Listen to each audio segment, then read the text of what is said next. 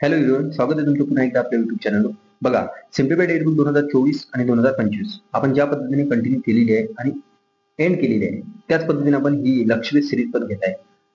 आणि याआधीचा एक पार्ट 1 मी अपलोड केलेला आहे, ज्यामध्ये आपण लक्षवेध नेतृत्व म्हणजेच नवीन राष्ट्राध्यक्ष, नवीन पंतप्रधान कोणा झालेले आहेत, कोणत्या देशाचे ते बघितलेलं आहे. आता हे पार्ट 2. तर बघा, परिक्रमा ही सिरीज पण कंटिन्यू चालू आहे, जी की राज्यसेवेसाठी अतिशय महत्त्वपूर्ण आहे आणि हे पण राज्यसेवेसाठी अतिशय महत्त्वपूर्ण आहे. तर वन डे एक्झाम असो आणि इतर कोणती एक्झाम असो, त्याच्यासाठी करंट अफेअर्ससाठी लक्षवेध खूप महत्वाचं आहे. कारण की आता जर बघितलं आपण ट्रेंड, तर जास्तीत जास्त करंट अफेअर हे ऑनलाईन स्वरूपात बघायला मिळते आपल्याला. कंबाईन तर बेस्ट आहे, ऑप्शन आहे लक्षवेध तुम्ही, कारण की प्रत्येक न्यूज आपल्या डोळ्यातून जाते. तर बघा, आपल्या सिरीजमध्ये आपण जे परीक्षेच्या दृष्टिकोनातून आहे तेच आपण सर्व काही कलेक्शन करत असतो आणि जे फापट पसार न्यूज मध्ये ते आपण काय त्यामध्ये मी तुम्हाला हायलाइट पण करून सांगतो की काय महत्वाचं आहे आणि कुठून प्रश्न विचारलाय. तर हेच आपलं का, कारण की यामध्ये वेळ वाचला पाहिजे. तर बघा, आता लक्षवेध स्थळे यामध्ये जर बघितलं तर राजकोट किल्ला, आता येथे काय नेमकं तर मालवण जिल्हा सिंधुदुर्गमध्ये आहे. येथे महाराष्ट्र सरकारने 60 फूट उंचीचा छत्रपती शिवाजी महाराजांचा पुतळा उभारलेला आहे. किती फूट उंचीचा? 60 फूट उंचीचा. तर बघा, तर मग याआधी पुतळा होता का इथे? होता. किती फूट उंचीचा होता? तर 28 फूट उंचीचा होता. ते कोणी उभारला होता? तर ते भारतीय नौदलाने 4 डिसेंबर 2023 मध्ये उभारला होता. मग तो पुतळा कोसळला 2024 मध्ये. त्या कारणाने महाराष्ट्र सरकारने आता 60 फूट उंचीचा छत्रपती शिवाजी महाराजांचा पुतळा तिथे उभारला आहे. लक्षात असू द्या, राजकोट किल्ला, सिंधुदुर्ग. तर बघा, प्रथमतः आपल्या युट्यूब चॅनलला जर तुम्ही भेट देत असाल तर सबस्क्राईब करा चॅनलला आणि बेल आयकॉनला प्रेस करा, जेणेकरून नेक्स्ट व्हिडिओ अपलोड केला तुम्हाला नोटिफिकेशन मिळेल. तर बघा, आता स्मारक. आता स्मारक कशात आहे? तर स्मारक फुले दाम्पत्याचे स्मारक आहे. कुठे उभारलं आहे? तर नाशिक येथे. तर महात्मा ज्योतिराव फुले यांचे जर बघितलं तर यामध्ये यांच्या पुतळ्याची 18 फूट आणि सावित्रीबाई फुले यांचं 16.50 फूट उंचीचं स्मारक जर बघितलं तर याचे उद्घाटन 2024 मध्ये करण्यात आलेले आहे. उद्घाटन कधी करण्यात आले हे महत्वाचं नाही, पण महत्वाचं आहे की नाशिक येथे आहे फुले दाम्पत्याचं सर्वात मोठं जे काही स्मारक आहे. हे देशातील सर्वात मोठे पुतळे नाशिकमध्ये इथे जर बघितलं ते उभारलेले आहे यांचे. तर बघा, पुढे इस्रायल आणि हमास म्हणजे पॅलेस्टाईन या दरम्यान 7 ऑक्टोबर 2023 पासून काय युद्ध सुरू आहे. कधीपासून? 7 ऑक्टोबर 2023 पासून. मग आता इस्रायल जर बघितलं तर इस्रायल हा पॅलेस्टाईन, लेबनॉन आणि येमन, इराण यांच्या विरुद्ध काय लढत आहे. आणि जर बघितलं तर गाझापट्टी हा महत्वाचा मुद्दा आहे, कारण की गाझापट्टी हा इस्रायलचा भाग होता, परंतु 2007 पासून हमासने यावर काय सत्ता स्थापित केली. त्यामुळे थोडंसं युद्धाचं वातावरण निर्माण झालं. तर 2 महिन्यांसाठी युद्ध विराम करण्यात आलेला आहे. तर आता महत्वाचं काय की युद्ध विराम हे कोणत्या 2 देशाच्या मध्यस्थीने झालेला आहे हे विचारले जाते आपल्याला. तर हे अमेरिका आणि फ्रान्सच्या मध्यस्थीने झालेलं आहे. बाकी आपल्याला यामध्ये गरजेचं नाही काही. तर तुम्ही वाचू शकता व्हिडिओ पॉज करून. तर भारत व चीन दरम्यानचा तणाव निवडला आहे. आता भारत चीन दरम्यानचा तणाव निवडला म्हणजे त्यांनी काय आपापले सैन्य मागे घेतलेले आहे, महत्वपूर्ण आहे. तर मागे जर बघितलं तर 21 ऑक्टोबर 2024 रोजी मागे येण्याचे जाहीर केलेले आहे. तर लडाखमधील जी काही ठिकाणे आहेत, देपसांग तसेच देमचोक आणि त्यासोबत गोग्रा हॉट स्प्रिंग या ठिकाणाहून चीन आणि भारताने सैन्य मागे घेतलेले आहे. बाकी महत्वपूर्ण माहिती मला गरजेची नाही यामध्ये. तर बघा, आता पुढे जर बघितलं तर ट्रॉमी चक्रीवादळ. आता ट्रॉमी चक्रीवादळ जर बघितलं तर हे चक्रीवादळ कोणत्या देशात धडकलेले आहे हे महत्वपूर्ण आहे, तर फिलिपाईन्सच्या देशात. तर केव्हा धडकले हे महत्वपूर्ण नाही, तर एवढं लक्षात ठेवा की ट्रॉमी चक्रीवादळ फिलिपाईन्स तुम्हाला आठवलं पाहिजे, बाकी काहीच नाही. आता ब्रॅम्प्टन काय? Brampton Canada. आता ब्रॅम्प्टन काय? ब्रॅम्प्टन येथे कॅनडामध्ये हिंदू मंदिर आहे. त्या हिंदू मंदिरावर खलिस्तानी आतंकवादीने काय हल्ला केला. तर तुम्हाला विचारू शकते, नुकतेच ब्रॅम्प्टन येथील हिंदू मंदिरावर खलिस्तानींचे काय आतंकवाद्यांचा हल्ला झालेला आहे, ते कोणत्या देशामध्ये आहे? तर हे हिंदू मंदिर कॅनडामध्ये असा प्रश्न येऊ शकतो. आणि रशिया युक्रेन मध्ये युद्ध जर बघितलं 2022 पासून युद्ध चालू आहे. तर बघा, आता कर्तारपूर साहिबा कॉरिडॉर. आता श्री कर्तारपूर साहिबा कॉरिडॉर जर बघितलं, भारतातून पाकिस्तानमधील श्री कर्तारपूर साहिबा गुरुद्वाराला भेट देण्यासाठी हा कॉरिडॉर 9 नोव्हेंबर 2019 पासून सुरू झाला आहे. कधी? 9 नोव्हेंबर 2019 पासून. मग काय तर गुरु नानक यांनी काय केलं, 18 वर्षे त्यांनी तिथे कर्तार साहिबा येथे गुरुद्वारा वास्तव्य केले होते आणि शीख भाविकांना दर्शनासाठी जाणे सोपे आहे म्हणून लक्षात घ्या. तर दाना चक्रीवादळ. आता दाना चक्रीवादळ जर बघितलं तर हा बंगालच्या उपसर्गात निर्माण होऊन ओडिसा व पश्चिम बंगालच्या किनारपट्टीवर काय 25 ऑक्टोबर 2024 रोजी धडकलेले आहे. तर लक्षात घ्या, दाना चक्रीवादळ कोणत्या उपसागरात म्हटलं तर बंगालच्या उपसागरात. तुम्हाला तिथं जर बघितलं तर अरबी समुद्र नाव नाही, तर लक्षात घ्या बंगालच्या उपसागरात निर्माण झालेले आहे 25 ऑक्टोबर 2024 आणि ओडिशा आणि पश्चिम बंगालला काय धडकलेले आहे. तर लोकांच्या स्थलांतरामुळे आणि दिलेल्या अचूक अंदाजामुळे भीषण चक्रीवादळात एकही व्यक्ती मृत्यू पावली नाही. तर बघा लक्षात द्या.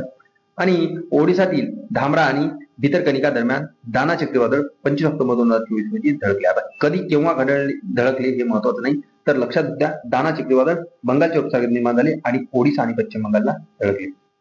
आता मार्कडवाडी काय, तर विधानसभा निवडणुकीत ईव्हीएम वर झालेल्या मतदानावर शंका घेऊन मतपत्रिकेवर मतदान घेण्याचा प्रयत्न करणारे परंतु नंतर माघार घेणारे गाव. काय, ईव्हीएम वर शंका होती, त्यांनी मतदान केले, पुन्हा शंका त्यांची झाली, त्यानंतर मतपत्रिकेवर मतदान घेण्याचा प्रयत्न करणारे काय, परंतु माघार घेतली मग त्यांनी पुन्हा. तर हे काय, मार्कडवाडी गाव. ते कुठे येते, तालुका माळशिरस, जिल्हा सोलापूर मधील आहे. लक्षात द्या, ज्यांनी विधानसभा निवडणुकीत ईव्हीएम वर झालेल्या मतदानावर शंका व्यक्त केली होती, पुन्हा त्यांनी माघार पण घेतली. तर हे लक्षात द्या, मार्कडवाडी, जिल्हा सोलापूर मध्ये. इस्रायल पॅलेस्टाईन हमास यांच्यात 7 ऑक्टोबर 2023 रोजी पासून काय युद्ध चालू आहे. तर हे महत्वपूर्ण आपण आधीच बघितलेलं आहे. तर ज्ञानवापी मस्जिद, आता अलाहाबाद उच्च न्यायालयाने ज्ञानवापी मस्जिदच्या तळाघरातील हिंदूंना दिलेली पूजा करण्याची परवानगी कायम ठेवलेली आहे. तर हे ज्ञानवापी मस्जिद लक्षात द्या, कोणी दिलेला आहे निर्णय, अलाहाबाद उच्च न्यायालयाने. तर ज्ञानवापी मस्जिदच्या तळाघरातील हिंदूंना दिलेली पूजा करण्याची परवानगी कायम ठेवलेली आहे. रशिया युक्रेन 2 मध्ये हे काय युद्ध चालू आहे, भरपूर वेळेस 24 फेब्रुवारी 2022 पासून युद्ध चालू आहे. पार्ट 3 लक्षवेध समित्या व आयोग. आता रामनाथ कोविंद समितीचा अहवाल जर बघितला, आता रामनाथ कोविंद समिती हे कशासाठी आहे हेच विचारू शकते सिम्पली. तर एक देश एक निवडणूक ही संकल्पना राबविण्यासाठी केंद्र सरकारने नियुक्ती केलेली समिती आहे, एवढंच लक्षात ठेवायचं. बाकी या समितीचा अहवाल 18 सप्टेंबर 2024 रोजी मंजूर केलेला आहे. तर महत्वपूर्ण आहे, सन 2029 मध्ये एक देश एक निवडणूक हे धोरण राबविले जाईल. कधी, तर सन 2029 पासून एक देश एक निवडणूक धोरण राबविले जाईल. आणि समिती कशासाठी आहे, रामनाथ कोविंद समिती एक देश एक निवडणूक साठी. तर महत्वपूर्ण आहे, बाकी आपल्याला या बाबतीत काही गरजेचं नाही. तर माजी न्यायाधीश शरद बोबडे समिती. आता केंद्रीय विधी आणि न्याय मंत्रालयाने काय केलेलं आहे की प्राचीन ग्रीक रोमन संस्कृतीतून काही कायदेविषयक संकल्पना आपल्या भारतीय कायद्यात आल्या आहेत. त्यांनी काय म्हटलं, शरद बोबडे समिती यासाठी की विधी आणि न्याय मंत्रालयाने काय केलेलं आहे की प्राचीन ग्रीक रोमन संस्कृतीतून काही कायदेविषयक संकल्पना आपल्या भारतीय कायद्यात आलेल्या आहे आणि या संकल्पना आल्यामुळे या संकल्पना आणि शब्दाचे भाषांतर व्यवस्थित व्हावे, त्यासाठी न्यायिक शब्दकोश तयार करण्यात यावा, यासाठी ही समिती स्थापन केली. कारण की भारतीय भाषा समिती शरद बोबडे यांच्या अध्यक्षतेखाली स्थापन करण्यात आलेली की या संकल्पना आणि शब्द आहे यांचं भाषांतर व्हावं आणि त्यासाठी न्यायिक शब्दकोश तयार करावा, यासाठी शरद बोबडे समिती. कारण की ह्या प्राचीन रोमन संस्कृतीची जे काही कायदे संकल्पना आहे ह्या काही किचकट बाबी आहेत, ते थोडंसं समजण्यात अवघड जाते, म्हणून मी हे सांगितलेलं आहे. तर लक्षात घ्या, शरद बोबडे समिती प्राचीन रोमन संस्कृतीतून कायदेविषयक संकल्पना भारतीय कायद्यात आल्या आहेत, त्यासाठी संकल्पना व शब्दाचे भाषांतर करण्यात न्यायिक शब्दकोश तयार करण्यासाठी एवढं लक्षात ठेवायचं. माजी न्यायमूर्ती शालिनी फणसाळकर. आता जोशी समिती म्हणजेच फणसाळकर जोशी समिती लक्षात ठेवा. बदलापूर येथे एका शाळेमध्ये काय 2 अल्पवयीन मुलींवर लैंगिक अत्याचार झाला.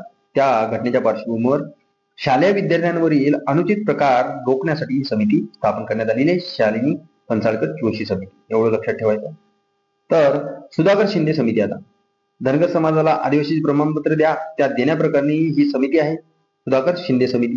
तर यांनी काय म्हटलं की ही जी काही धनगर समाज आहे यांना आदिवासी प्रमाणपत्र द्यायचं, तर इतर राज्यातली जी काही प्रक्रिया, या राज्यातील प्रक्रियेचा अभ्यास करायचा, त्या अभ्यास करण्यासाठी सुधाकर शिंदे समिती देशातील 7 राज्यातील आरक्षण प्रक्रियेचा अभ्यास करायचा आणि अहवाल महाराष्ट्र सरकारकडे 7 ऑक्टोबर 2024 रोजी त्यांनी दिलेला आहे. तर सुधाकर शिंदे समिती आदिवासी प्रमाणपत्र धनगर समाजाला द्यायला यासंबंधी.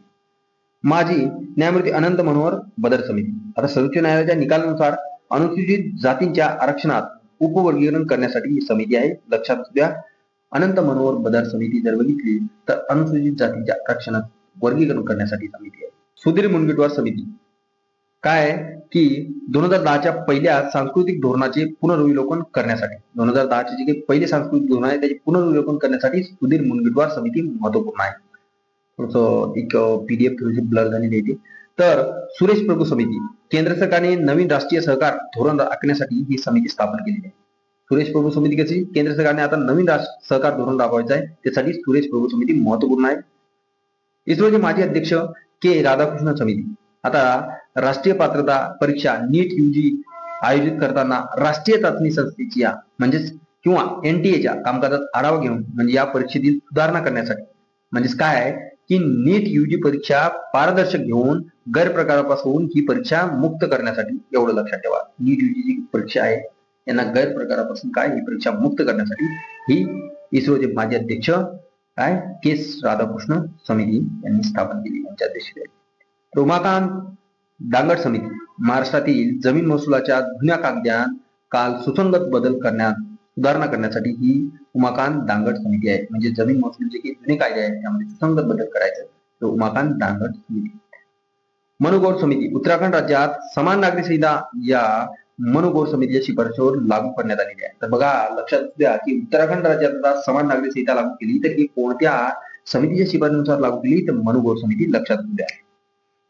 माजी न्यायमूर्ती जी रोहिणी आयोग, आता देशातील मागासवर्गीयांच्या म्हणजे ओबीसी उपवर्गीकरणासाठी लक्षात द्या, देशातील ओबीसी उपवर्गीकरणासाठी 2 ऑक्टोबर 2017 रोजी केंद्र सरकारने हा आयोग स्थापन केला होता. कधी 2017 मध्ये, तर 31 जुलै 2023 रोजी आयोगाने या शिफारशी राष्ट्रपती द्रौपदी मुर्मू यांच्याकडे सादर केलेल्या आहे.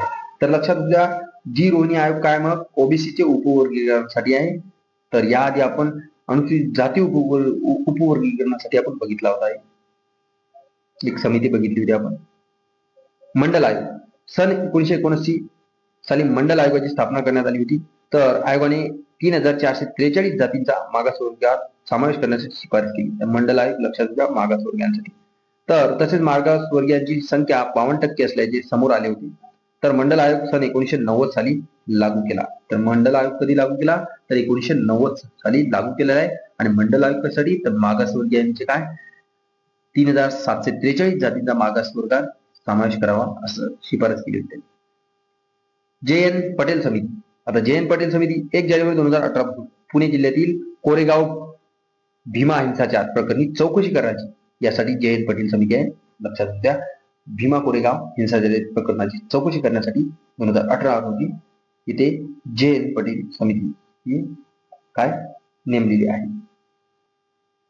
आय होप मित्रांनो 2 पार्ट आपले कव्हर झालेले. अशा पद्धतीने आपण लवकरात लवकर पार्ट कव्हर करण्याचा प्रयत्न करूया. पण तुमचा रिस्पॉन्स जर चांगला असेल तर आपण एक थोडासा लॉंग व्हिडिओ पण आपण बनवण्याचा प्रयत्न करूया. तर thanks for watching this video. आपण